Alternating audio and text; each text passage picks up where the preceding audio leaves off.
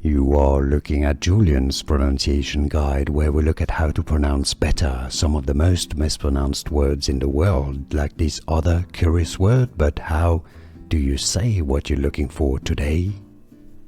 Let's learn once and for all how to pronounce this name of German origin, how to pronounce it in German, and if you want to learn more biblical names, including German names, stay tuned. I've got more videos you'll want to learn from. Jochen. The J is pronounced more like a Y, and CH is a H sound. H sound. How to pronounce German pronunciation? Jochen. Jochen. In English, therefore, Jochen. You can say it as Jochen.